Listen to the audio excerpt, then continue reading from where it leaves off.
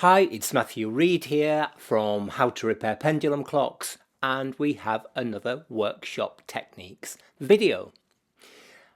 I would say, without exaggeration, probably at least 50% of the clocks that I get for repair, these are domestic pendulum clocks typically, have got ill-fitting winding keys. Now this seems like a trivial or kind of banal subject, but in fact it's, I think, as a conservator and a clock repairer, really important. Because what happens with an ill-fitting winding key is it leads to damage of the winding square. It can lead to damage of the dial, particularly if you've got an enamel dial or something, and in certain cases it can lead to personal injury. So I thought I would share and show the technique that I use to modify modern winding keys to fit historic tapered winding arbors. Hope you like it, and we will see you at the end of the video.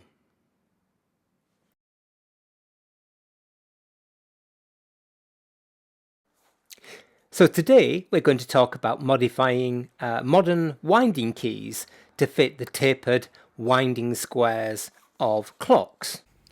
Here we have a barrel assembly from a mid-20th century mantle clock, and as you can see, the winding square on the that's formed as part of the winding arbor is parallel in section. We happen to also have the original, or at least an associated original key, and we can see that despite years of use, the key is a good fit and fits pretty much the whole length of the square, so perfectly fine with that, no problem. So here we have the same modern parallel winding square with a modern winding key that has a parallel square cut into it, and of course the two are a really good fit together. The key doesn't go particularly far onto the square, but I think this would be perfectly fine.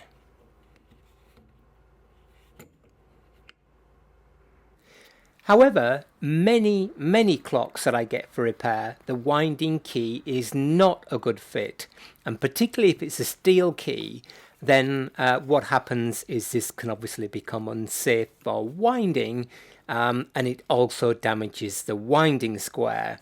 So in many cases, although the key that's with the clock is always retained with the clock, it's archived, if you like, and a new brass winding key is provided, but importantly that key has got to be modified if the arbor is tapered. So here's an example. It's a fusee assembly from again a 19th century clock, and we can see, although it's pretty subtle, the winding square is tapered. It's non-uniform in section. So when we put the best fitting modern key I can find on it, it can't be a good fit. It can only kind of fit well in one place. It's bound to wobble, and therefore all the pressure from the winding is focused in one area of the square. There is a better way forward. Same for long case clocks. Here's an early 19th century long case clock, and again it has slightly tapered barrel arbors, or the winding square is tapered. And depending on whether the clock is 17th, 18th, 19th century, almost all of them have tapered arbors, and sometimes the taper is quite noticeable and sometimes it's quite subtle. So let's open up our key and see what the problem is. And by the way, I'm a great fan of these modern brass winding keys.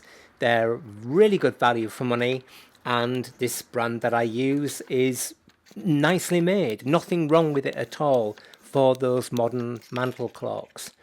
And yet for tapered arbor clocks, there is a need, I think, to modify them, and it's not a big job.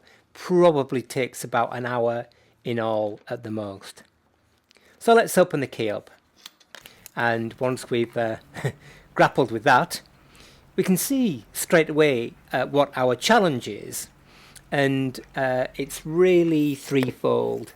One is that the drilling is often not that deep, so you can, if it's safe to do so, extend the depth of the drilling quite easily if you've got a drill press.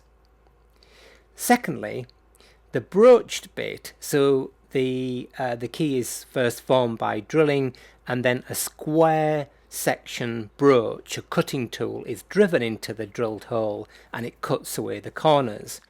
But in this case, as you can see, only about half the depth of the drilled bit has been broached. Therefore, the square can only fit in that first part to fit well. And the third bit, which we've already mentioned, is the fact that that broached hole is not tapered. So here's what I do. Firstly, I will drill the hole deeper if needs be. Secondly, using a graver, and you can use an off-the-peg graver, or here is a bit of a pattern for making one out of silver steel, hardened and tempered silver steel, something you can do in the workshop. You chisel away those steps within the key where the drilling, where the broach bit ends and the drilling bit continues. And then thirdly, we use a 3-square file, which is a triangular section file, to file those flats to a taper. And it all sounds quite sort of involved, but as I said, the reality is to turn this fusee key from being a pretty poor fit and not fitting very far on the arbor to being actually a really good fit and fitting almost completely on the arbor took about 20 minutes. So as I said, the first thing is to drill out if you think you need to make the drilled hole deeper. Then with our graver that we've either bought or made, then we chisel away those corners. And this is quite a sort of brutal process, so you don't want to use your best graver. Making a tool is a good idea. And we're trying it on the square as we go.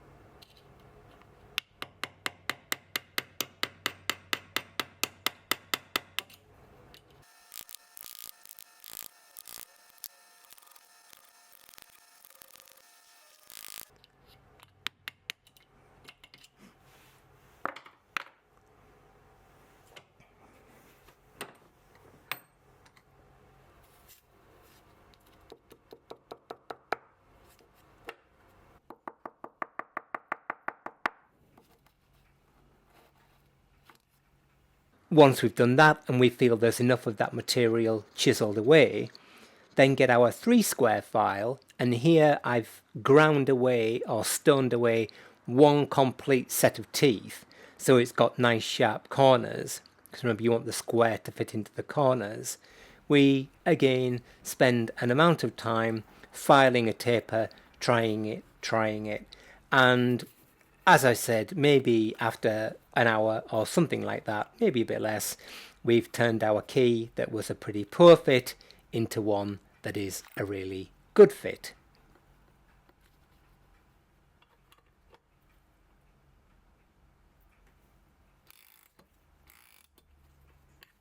Now I can hear you saying, yes, but Matthew, if you start cutting away the corners of the key of the hole, enlarging it, the wall thickness is going to reduce and the key may become weak, which is true. And I think particularly for long case clocks or for weight driven clocks where you've got the crank type action, that can be a problem.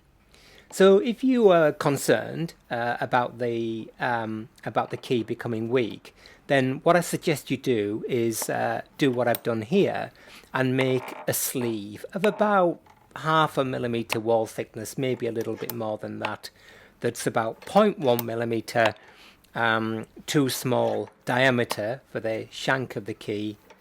Just taper the inside of one end with a clockmaker's brooch to get a start, and then use your vise as a press, or a press if you've got one, to press on the reinforcing sleeve.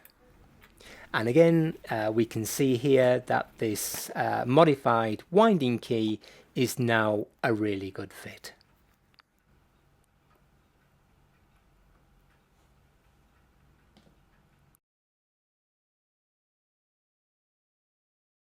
So there we are. Hope that was of interest, and as always, if you liked it, please let me know your thoughts in the comments. Like, subscribe to the channel, which is really incredibly important, as you know, in terms of the YouTube algorithm and all that stuff.